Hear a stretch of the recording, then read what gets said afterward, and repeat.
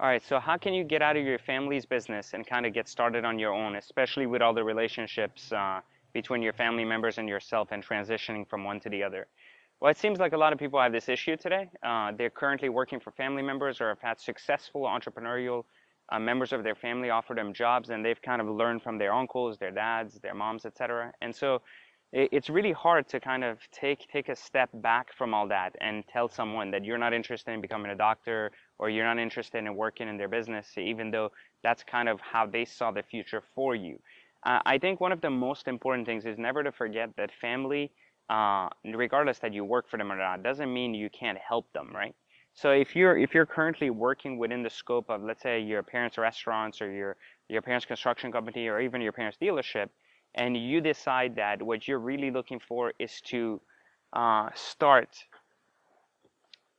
what you really want to do is start your own thing, but you don't want to really destroy everything you've started with your family, then the main thing would be to go ahead and kind of continue to help them as you transition out of there. So if you are very Gen Y driven, have a certain skill set, or are able to do certain things that your family can't do without you, then continuing that kind of part time while you kind of come up with your own thing is going to be the key to like making that transition successfully. Because at the end of the day, your family wants you to be successful, and they believe that the path they've laid out for you is the best one to use. So the best thing you can possibly do is start on your own, slowly gain traction, and when the traction's been gained, then from that point on, use that to kind of slowly transition more. And by then, also manage either yourself or through someone you know to make sure that your family doesn't end up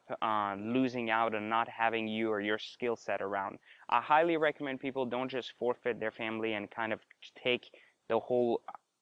path of resistance, but rather kind of find a way to manage both until you can transition successfully on your own. We've had many people in the Secret Entourage Academy who have kind of started businesses on their own, and even though they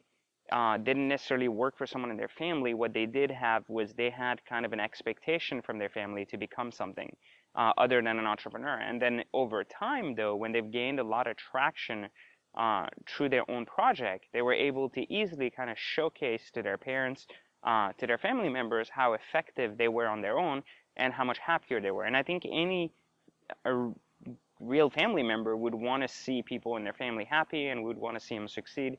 because ultimately everybody wins if one person succeeds. So I think that it's really, really important that you kind of make that transition this way by showing that you have traction, by showing you're putting effort forward, rather than just showing the path of resistance and fighting for something that you haven't even started yet or haven't really kind of